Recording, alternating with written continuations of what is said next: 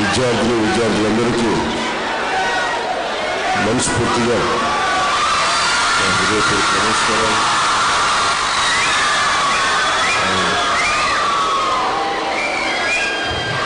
తెలియదు ఈ రోజున ఏదో వస్తుంది, సౌండ్ చెక్ చేసుకోండి. చాలా ఇబ్బంది ఉంది.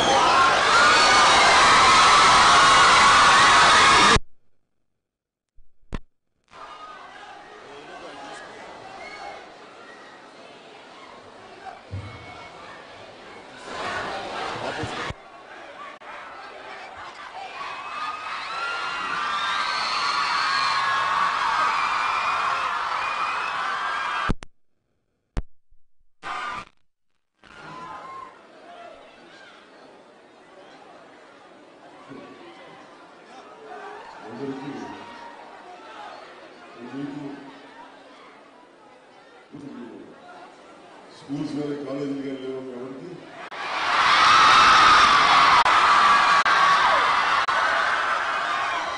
అందరూ అంటూ ఉంటారు ఇప్పుడు టీనేజర్స్ ఉంటారు, పిల్లలు ఉంటారు. అంటే నేను ఒకటి అనుకుంటాను, ఇప్పుడు లేదు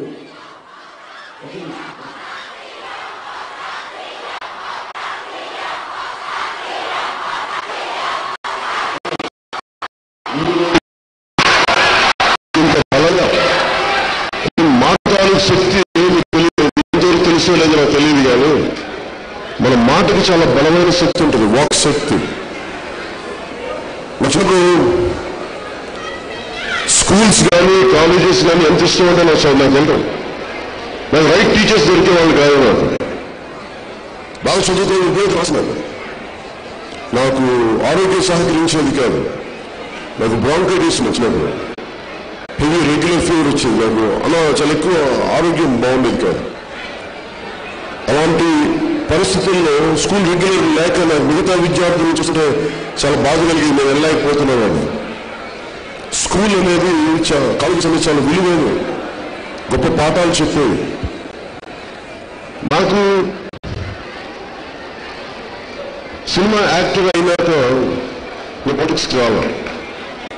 సినిమా యాక్టర్ అయ్యాను కాబట్టి నేను పాలిటిక్స్ రావాలి, అదొక నేషనల్ ప్రోగ్రెషన్ లాగా అయిపోయింది ఈ మధ్యలో.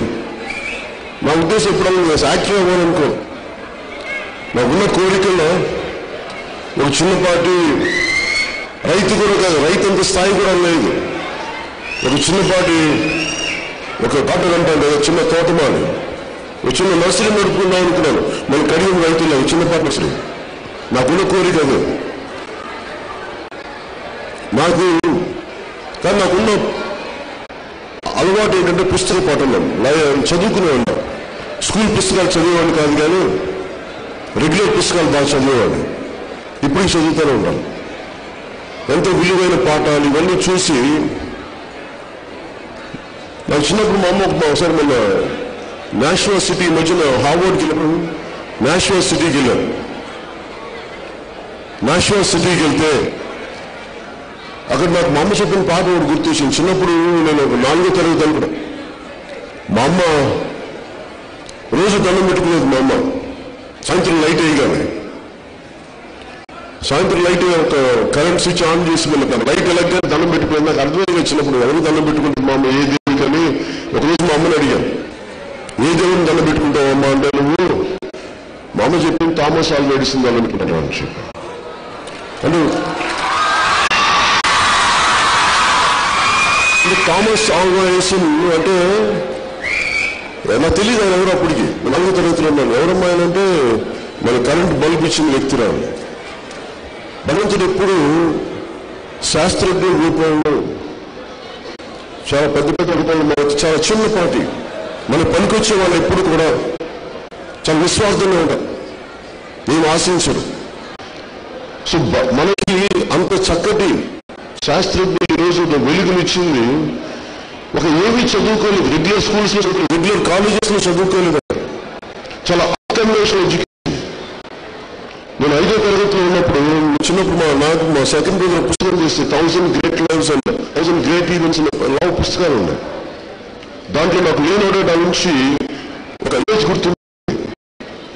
అంటే ఒక వ్యక్తి, ఒక శాస్త్రజ్ఞుడు, బొటానిస్ట్గా, ఒక మిలిటరీ సైంటిస్ట్గా, చిత్రకారుడిగా, శిల్పకారుడిగా ఇన్ని చేయగలిగిన ఒక వ్యక్తి ఇంత శక్తి ఉందా అంటే, చాలా మంది వ్యక్తులు అనేకమైన శక్తులు ఉంటాయి వాళ్ళు. అంటే వాళ్ళు కష్టపడి, నేను అనుకునేవాడిని కొంతమంది అలా పుట్టుకుంటారేమో అనుకునేవాడిని,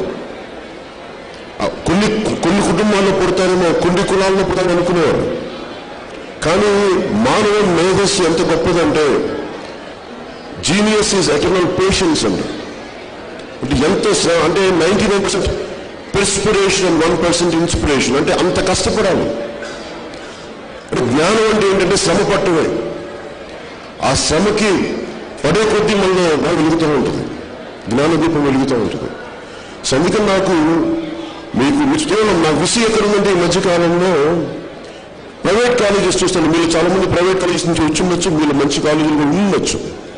బట్ నాకు విసిగే ఉందంటే, కేవలం పుస్తకాల వరకే పరిమితం అయిపోతే జ్ఞానం ఎక్కడి నుంచి వస్తుంది? మనం నేర్చుకోవాల్సింది కూడా సంపూర్ణ జ్ఞానం కావాలంటే మనకి శారీరక దారుఢ్యం ఉండాలి. అంటే sound mind in sound body. బలమైన శరీరం లేనప్పుడు బలమైన ఆలోచన ఎక్కడి నుంచి వస్తాయి? ఒక ఆలోచనని మనం బలంగా తీసుకెళ్ళాలి అంటే చాలా బలమైన శరీరం కావాలి. అందుకని క్రీడలు ఉండాలి, ఎక్స్ట్రా కరిక్యులర్ యాక్టివిటీస్ ఉండాలి. కానీ ఈ మధ్యన కాలేజెస్లో, ప్రైవేట్ కాలేజెస్లో, నారాయణ కానీ, చైతన్య కానీ, ఇలాంటి కాలేజెస్ అన్నింటిలో 24 గంటల చదువు, గదుల్లో పెట్టేసి చదువు చదువు చదువు చదువు అని చెప్పి ఏమవుతున్నాం మనం అంటే, ఒక ఇలాంటి చదువులు చదివితే థామస్ ఆల్వా ఎడిసన్ ఎక్కడ చదివాడు, అబ్దుల్ కలాం ఎక్కడ చదివాడు? అంటే మనకి, నేను ఓపెన్ హైమర్ అని చెప్పి మన అటామిక్ బాంబ్ని మనకి తయారు చేసిన వ్యక్తి, అసలు ఐన్స్టైన్ కానీ, మనందరి గొప్పదనం కేవలం మ్యాథమెటికల్ ఎబిలిటీస్ లేదంటే న్యూక్లియర్ సైన్స్ సంబంధించిన ఎబిలిటీస్ కాదు. వాళ్ళకు ఉన్నది కూడా వాళ్ళు చాలా మిగతాయి. సమ్ ఆఫ్ దమ్ వాళ్ళు కొంతమంది వాళ్ళు చాలా మంది క్రీడాకారులు ఉన్నారు. ఉదాహరణకి ఐన్స్టైన్ ఒక సింఫనీ ప్లే చేసేవాడు, ఒక ఆర్కెస్ట్రా గ్రూప్లో పనిచేసేవాడు ఆయన వియానాలో. అంటే కేవలం చదువే కాదు, చదువుతో పాటు మిగతా ఎక్స్ట్రా కరిక్యులర్ యాక్టివిటీస్ లేకపోతే ద హోలిస్టిక్ బ్రెయిన్ డెవలప్మెంట్ రాదు. Right brain and left brain ఈక్వల్గా అవ్వవు. మనకున్న చదువులు, నారాయణ కానీ, ఈ పాటి చైతన్య కానీ, ఇవన్నీ చూసి మనుషులు, మన విద్యార్థుల్ని ఎదగనివ్వకుండా ఎంతసేపు కూర్చోబోయిన పుస్తకాలు పురుగులాగా చేసి మనకి కాన్సెప్ట్స్ అర్థంగా. ఉదాహరణకి మాల్కమ్ ఎక్స్ అని చెప్పి ఒక వ్యక్తి ఉన్నాడు. 18-19 వయసులో అతన్ని, 20 ఏళ్ల వయసులోనూ అతను ఒక ఆఫ్రికన్ జాతీయుడు. అమెరికాలో 50s అతను అరెస్ట్ చేసి దొంగతనం చేసేవాడు. అతను ఏదో చిన్నపాటి దొంగతనం ఇరుక్కుపోయి అతను జైలుకి పెడితే, అతను ఎందుకు జైలుకి వెళ్ళాడని అంటే, చిన్నప్పుడు అంటే అతన్ని, నేను లా చదువుకోవాలి అంటే నల్ల జాతీయులకి ఇక్కడ లా చదువుకునే అవకాశం లేదు అంటే దిక్కు తోచక చదువుకోవాలని ఆశను చంపేసుకొని, అంటే మాకు నల్ల జాతీయులు కానీ మా చదువుకునే అవకాశం లేదు కాబట్టి అని చెప్పి అతను ఇలా విచలవిడిగా తిరుగుతూ దొంగతనానికి అయిపోయి, ఒక దొంగలాగా అయిపోయి జైలుకి వెళ్ళిన తర్వాత ఒక వ్యక్తి కనిపించాడు ఆయనకి, ఒక పెద్ద కనిపించి, అతను ఇంగ్లీష్ చదవటం కూడా రాదు. ఆ చదవటం రాని వ్యక్తి ఒక జైలు నుంచి బయటకు ఎంత మేధావి అయిపోయాడంటే, నల్ల జాతి మూమెంట్ని చాలా బలంగా తీసుకెళ్ళాడు. అంటే అతను చదువుకుని దాన్ని చూస్తే నాకు ఎంత ఇన్స్పిరేషన్ అంటే, మాల్కమ్ ఎక్స్ డిక్షనరీ మొత్తం A to Z డిక్షనరీ సంపూర్ణంగా చదివేశాడు. అతను ఎలా చదివాడంటే, కాన్సెప్ట్ అర్థం చేసుకోవడం. ఎడ్యుకేషన్ అంటే బండగా బట్టి కొట్టేయడం కాదు. ఒక చిన్న కాన్సెప్ట్ తీసుకుంటే, ఒక చిన్నపాటి పదం తీసుకుంటే సంపూర్ణంగా దాన్ని అవగాహన చేసుకోవటం. అలాంటి చదువులు ఉండాలి మనకి. నేను చిన్నప్పుడు సైన్స్ నుంచి పారిపోయేవాడిని, మ్యాథమెటిక్స్ నుంచి పారిపోయాను, విసుగు నాకు. ఎందుకంటే సరైన టీచర్స్ లేరు మనకు చెప్పేవాళ్ళు. అదే రైట్ టీచర్ వస్తే, ఒక మంచి టీచర్ వస్తే సోషల్ మీద ఇంట్రెస్ట్ ఉండేది. అలాగే నాకు రైట్ టీచర్ సైన్స్, అలాగా మన కాన్సెప్ట్స్ని వివరించి చెప్పగలిగే వాళ్ళు, దాన్ని చాలా సింపుల్గా చెప్పచ్చు, మ్యాథమెటిక్స్ కానీ సైన్స్ని కానీ. అలాంటి విద్యా వ్యవస్థ మనం చచ్చిపోతూ ఉంది. ఎంతసేపు మనకి ఉద్యోగులను తయారు చేసే ఒక ఫ్యాక్టరీ లాగా మన కాలేజీలు అయిపోతున్నాయి, మన స్కూల్స్ అయిపోతున్నాయి. కానీ జ్ఞానాన్ని, సమాజానికి ఉపయోగపడే వ్యక్తుల్ని కానీ విజ్ఞానవంతులు కానీ తెలిసే పరిశ్రమలు మనకి అలాంటి విద్య మనకు రావట్లేదు. నాకు జనసేన నుంచి ఏముంది అంటే, మీరు నిరంతరం ఈ రోజు మీకు పంచుకునేది క్వశ్చన్ అండ్ ఆన్సర్ అన్న చాలా సింపుల్ థింగ్. కానీ నేను మీకు చెప్పగలిగేది, మీరు ఎప్పుడు ఎడ్యుకేషన్ ఆపకండి. కేవలం స్కూల్స్ మీద, కాలేజీల మీద, లెక్చరర్ల మీద ఆధారపడకండి. ఆల్ఫాబెట్స్ నేర్చుకున్నారు, బేసిక్ చదవడం నేర్చుకున్నారు కాబట్టి మీ సొంతగా చదవండి. అలాగే మీకు శారీరక దారుఢ్యం చాలా కావాలి. దాన్ని యోగా ద్వారా అంటారు, లేదంటే మీరు కూర్చోబెట్టి గేమ్స్ ద్వారా అంటారా. Same time right brain development. Right brain is very creative development, left is logic oriented. ఈ రెండింటిని సమానంగా చూడగలిగే అలాంటి బోల్డంతా ఇంటర్నెట్ ఉంది. నేను చదువుకునేటప్పుడు నాకు ఇంటర్నెట్ లేదు, లైబ్రరీస్కి వెళ్ళేవాడిని. లైబ్రరీస్ వెళ్ళాలంటే అమెరికన్ సెంటర్కి వెళ్తే వాళ్ళు నన్ను ఎలో చేసేవాళ్ళు కాదు, ఎవరో రికమెండేషన్ పట్టుకొని. ఈ రోజున మనకి నాకు కాంటెంపరీ యూత్లో నాకు భయం ఏంటంటే, వర్చువల్ రియాలిటీలో గేమ్స్ ఆడేసి వర్చువల్ రియాలిటీ అన్ని నేర్చేసుకుని అదే నిజం అనుకుంటున్నారు. మెంటల్లీ ఎక్స్పీరియన్స్ వచ్చేస్తుంది, కానీ వాస్తవానికి చాలా దూరంగా ఉంటుంది. ఒకసారి నా కొడుకుని చూసాను గేమ్స్ ఆడుతూ ఉంటే, చాలా మందికి కార్ డ్రైవింగ్ అంటే, కానీ నిజ జీవితంలో కొన్ని చేయడం వేరు, వర్చువల్ రియాలిటీలో చేయడం వేరు.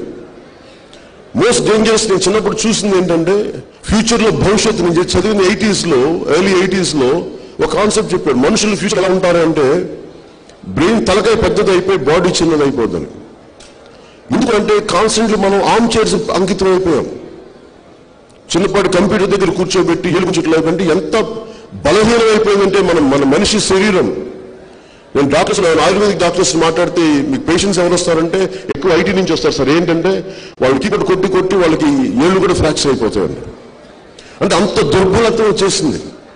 సో మీ చదువుతో పాటు నేను కోరుకునేది కూడా, నాకు ఫ్యూచర్లో నాకు చాలా విసుగైంది ఏంటంటే, చిన్నప్పటి నుంచి బీసీ హాస్టల్స్, ఎస్సీ హాస్టల్స్, ఇలాంటి హాస్టల్స్ ఎందుకు పెడతారు నాకు అర్థం కాదు. చిన్నప్పటి నుంచి కులాలు ఎందుకు విడదీస్తారు మీరు?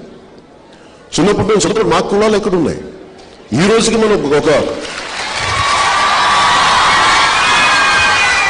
ఈ రోజుకి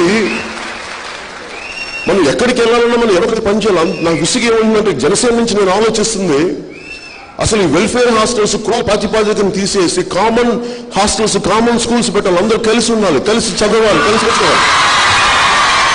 ఒకవైపు భారతదేశం అంతా నా సోదరులు చెప్పి అన్ని కులాలు ఒకటని చెప్తారు.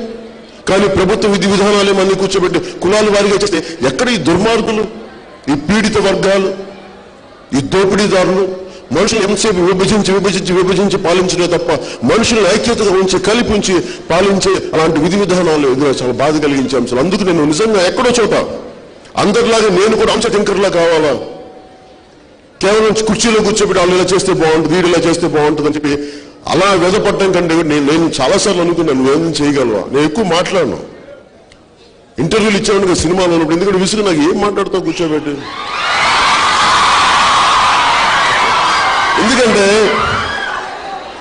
ఎందుకంటే మాట్లాడితే ఏదైనా పనికొచ్చేది మాట్లాడాలి, పనికిరాని ఎందుకు నోట్ల నుంచి మాట్లాడటం, అలా నోరే వేస్ట్. అందుకని పనికొచ్చేది మాట్లాడడానికి ఉన్నాను. ఆచరణ యోగ్యం కాని మాటలు, ఆచరణ అర్హత లేని మాటలు నేను మాట్లాడు. పోరాటం, కనీసం ఆచరణని పోరాటం వైపు తీసుకెళ్ళగలిగే మాట్లాడతాను, లేదని సాధ్యమయ్యే మాటలు మాట్లాడతాను. కానీ ఆచరణకి సాధ్యం కానీ ఆచరించలేని మాటలు నేను మాట్లాడు. ఇది నేను పెట్టుకున్న వ్రతం చిన్నప్పటి నుంచి. నేను ఇంటర్వ్యూలో ఎందుకు అనిపిస్తానంటే, ఒకసారి నెల్లూరులో నేను విఆర్ కాలేజీ చదువుతా, నేను చాలా మందికి చెప్పలేదు, విద్యార్థులకు చెప్తాను. నాకు సోషల్ ఎగ్జామ్ ఏదో ఉండింది.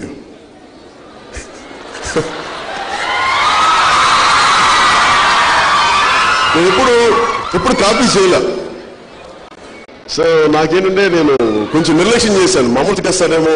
పైగా నాకేంటి మ్యాథమెటిక్స్, ఎకనామిక్స్, కామర్స్. ఎకనామిక్స్ ఎగ్జామ్కి ఏం చేశానంటే కొన్ని ఆ మాల్తో స్త్రీ పాపులేషన్ ఇవన్నీ కొన్ని మనకి టెస్ట్ పేపర్స్ ఉంటాయి. చిన్నప్పుడు నేను ఇంటర్ చదువుకునేటప్పుడు విక్రమ్ టెస్ట్ ఉండే. ఆ విక్రమ్ టెస్ట్ గైడ్స్ లో నేను కొన్ని ప్రాబబుల్ క్వశ్చన్స్ అన్ని తీసుకెళ్లి ఆన్సర్స్ ఒక 10-15 కట్ చేసుకొని జైలుకి వెళ్ళా.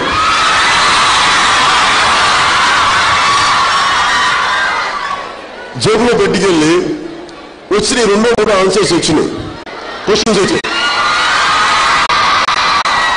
నేను అనుకున్నాను భయం వచ్చేసింది, చెమట పట్టేస్తుంది, నిజులంతా చేతులు వణిగిపోతా ఉన్నాయి. అప్పటికి మహాత్మా గాంధీది సత్యశోధన అనే పుస్తకం చదివాను, ఎక్స్పెరిమెంట్స్ ట్రూత్ అని. ఆయనేమో ఆరాధిస్తాం, ఆయనేమో మనం అడోర్ చేస్తాం. మరి ఆయన అడోర్ చేస్తానని ఆయన చేసిన నేనేంటి కాపీ చేస్తాను, పాప ఆయన చదువుకోవట్లేదు చెప్పి కాపీ కొట్టడం తప్పని ఆయన ఎగ్జామ్స్ మానేశారు. సో నాకేమనిపించిందంటే ఆ రోజున ఒకటి పాస్ అయ్యి నేను కష్టపడి ఇన్విజిలేటర్ చూడకుండా కాపీ చేస్తే అది నా జ్ఞానం అవుద్దా, పాస్ అవ్వచ్చేమో. నేను ఆ రోజు తీసుకున్న నిర్ణయం నా జీవితాన్ని మలుపు తిప్పేసి. ఎందుకంటే గాంధీ కథతోటి చదువు రాకపోయినా పర్లేదు కానీ నేనైతే కాపీ కొట్టిన ఇలాంటి అక్రమంగా నేను చేయనని చెప్పి ఆపేశాను. ఎంత ఆనందం కలిగిందంటే అక్కడ బాత్రూమ్కి వెళ్ళి మొత్తం పేపర్స్ అన్ని తీసుకెళ్లి కిటికీలో పడేసి తర్వాత ఇంకొకసారి నాకు ఫిల్మ్ ఇన్స్టిట్యూట్ కోర్సులో నాకు డిగ్రీ చదవాలి, నువ్వు డైరెక్షన్ కోర్స్కి వెళ్ళాలి అంటే నాకేమో డిగ్రీ లేదు. అది ఆ డిగ్రీ లేకపోతే ఒకరెవరు అడిగారు నీకు కావాలంటే ఫేక్ డిగ్రీ తెప్పిస్తాను నువ్వు జాయిన్ అయిపోవచ్చు అంటే నేను అనుకున్నాను ఫేక్ డిగ్రీలతోటి ఇవన్నీ జాయిన్ అయితే ఏదో ఒక రోజున జీవితం తిరిగి వచ్చి పట్టుకుంటాయి. అందుకే నేను ఏమనుకున్నానంటే కష్టపడో ఏదైనా సరే నదిని సాధిస్తాను తప్ప అడ్డదారులను తొక్కనని చెప్పి నేను చాలా చిన్న వయసులో నేను నిర్ణయించుకున్నాను. అందుకే నాకు ఆశలు లేవు, కోరికలు లేవు. ఎందుకంటే ధర్మ మార్గంలో నడవటం, సత్యమైన మార్గంలో నడవటం చాలా కష్టమైంది. అడ్డదారులు తొక్కేసి అడ్డ 1000 కోట్లు సంపాదిస్తే ఏమవుతారు, కొన్ని సంవత్సరాల తర్వాత జైలుకి వెళ్తారు అంతే. అది విషయం అంటే నెల్లూరులో అంటే మనకి ఎంత బలమైందంటే మనకి పొద్దున నాకు మీటింగ్ ఉందని చెప్పగానే అమ్మ కూర్చోండి, జాగ్రత్త బాబు పడిపోతే కూర్చోండి ప్లీజ్, బిడ్డలు ఇబ్బంది పెట్టుకోండి కూర్చోండి ప్లీజ్ కూర్చోండి. నేను ధర్మం అని మాట్లాడతాను, నువ్వు ధర్మాన్ని రక్షించితే ధర్మం నేను రక్షిస్తున్నాను. ఎందుకంటే నేను ధర్మం ఎలా చూస్తానంటే నేను ఏదైనా సరే గుడ్డిగా మతాన్ని గుడ్డిగా ఫాలో అవ్వను, రిలీజియన్ గుడ్డిగా ఫాలో అవ్వను, దాన్ని ఒక సైంటిఫిక్ బేసిస్ చూస్తాను. నాకు ధర్మం అంటే ఏంటంటే ఒక నిమిషం విద్యార్థులే కదా అరుపులు అరిస్తే ఏమవ్వదు. విద్యార్థులకి అవసరమైంది వింటాం అలవాటు చేసుకున్నాను. అరుపులు అరిస్తే ఎక్కడ ఉంటారు. ఒక జెన్ పాఠం ఉండదు, ఆ జెన్ పాఠంలో ఒక గ్లాస్ నిండా నీళ్లు పోస్తే ఏం పోయగలం ఇంకా. సో మీరు ఎప్పుడు కూడా కాన్సెప్ట్ వింటాను, చాలా వింటాను మనుషుల దగ్గర. ఒక వార్డు మెంబర్కి, ఒక కార్పొరేటర్కి, ఒక కౌన్సిలర్ కూడా వినవట్లేదు మన దేశంలో. వాళ్ళంతా నాకు చెప్తారు చాలా మంది, నీకు వినే అలవాటు ఉందంటే ముందు నీ అహం చంపుకోవడం. నాకు ఎక్కువ తెలుసును కాదు, నాకేం తెలియదు అని అనుకుంటే నువ్వు వినగలవు. నువ్వు నడుస్తున్నావు అంటే నాకు అన్నీ తెలుసు కాబట్టి నేను నడుస్తున్నావు అట్లా కాదు, మనం వినాలి. వింటే మనకి ఏమవుతుందంటే జ్ఞానం వస్తుంది. నిన్న రైతుల దగ్గరికి వెళ్ళాను నేను, నాకు అన్నీ తెలుసా, మీరు చదివే ఫిజిక్స్ పాఠాలు నాకు ఎంత అర్థమవుతాయి. సో నేను ఒకవేళ మీరు నాకు టీచర్ అయితే నేను తీసుకుంటాను, పాఠం వింటాను, నేను చాలా బాగా వింటాను పాఠం. నాకు అనుభవం నేను వింటాను, పరస్పరం నేర్చుకుంటాం. We influence each other, we learn from each other, ఒకరి నుంచి ఒకరు నేర్చుకుంటాం. అలాగా నేను ఇందాక చెప్తున్నప్పుడు ధర్మో రక్షితి రక్షత అంటే నువ్వు ధర్మాన్ని రక్షిస్తే ధర్మాన్ని రక్షించుతుందంటే సైంటిఫిక్ బేసిస్. అరవద్దమ్మా ప్లీజ్, కూర్చోండి అరవ. సైంటిఫిక్ బేసిస్ అంటే నేను న్యూటన్స్ థర్డ్ లా నమ్ముతాను. Every reaction has equal and opposite reaction. అమ్మా మీరు బిడ్డలు ఇబ్బంది పెట్టరు ప్లీజ్. ఏం పని అది, మీరు చిన్న బిడ్డలు నలిగిపోతారు, మీరేంటది ఆపండి ప్లీజ్. 40 పిల్లలు ఆగండి. అంటే ఈక్వల్ అండ్ ఆపోజిట్ రియాక్షన్. ధర్మం ఎలా ఉంటుందంటే మనకి every action has equal and opposite reaction. అంటే మీరు ఏం చేస్తారో తిరిగి వస్తాయి. ఈ రోజున రాజకీయాల్లో కూడా అందరూ తప్పించుకోగలం అనుకుంటారు. దౌర్జన్యాలు చేసి, దోపిడీలు చేసి, అవినీతి చేసి మేము తప్పించుకోగలం అనుకుంటారు. ఎవరు ఈ దేశంలో, ఈ ప్రపంచంలో, ఈ విశ్వంలో ఎవడు ఏది తప్పించుకోడు. మంచి కానీ చెడు కానీ వచ్చి తీరుద్ది, నాతో సహా. నేను ఎప్పటి చిన్న తప్పు చేస్తే నా తల ఎగిరిపోతాను చూస్తున్నాను. ఇన్ని వేల కోట్లు. నేను ఎందుకంత తప్పని పడి వచ్చాను రాజకీయాల్లో కంటే నాకు చాలా సుఖమైన జీవితం. నా కోరికలు లేవు. చిన్నపాటి లైబ్రరీలో కూర్చొని చదువుకునే ఆశ ఉంది తప్ప నాకు. చిన్నపాటి వ్యవసాయం చేసుకునే ఆశ ఉంది కానీ నాకు కోరికలు లేవు. నాకు సంపాదన, నాకు కావాల్సిన డబ్బు ఉంది. వేల కోట్లు లేకపోతే నాకు సంపాదించగలిగి నేను బతకగలిగే అంత సంపాదన ఉంది నాకు.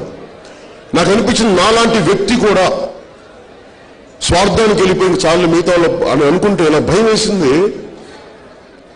తెలంగాణలో విద్యార్థుల్ని కానీ, ఆంధ్ర విద్యార్థులు వేరు, తెలంగాణ విద్యార్థులు వేరు, ఆంధ్రలో అన్ని కులాలు వేరు, తెలంగాణలో అన్ని కులాలు, ఇట్లా మాట్లాడి మనుషుల్ని విభజిస్తుంటే భయం ఏమొచ్చిందంటే ఇలాగే భవిష్యత్తులో ఇలా చేసుకుంటూ వెళ్ళిపోతే మనకు నేర్చుకున్న పాఠాలకు అర్థం ఏంటి, దేని పర్పస్ ఏంటి? నేను కూడా అధైర్యపడితే, నేను కూడా భయపడితే అంటే ఎవరు అడగలేదు రాజకీయాలకు రమ్మని, ఎవరు బాధ్యత తీసుకోమని అడగల. ఒక యాక్సిడెంట్ జరిగితే 2 రకాల రియాక్షన్స్ ఉంటాయి.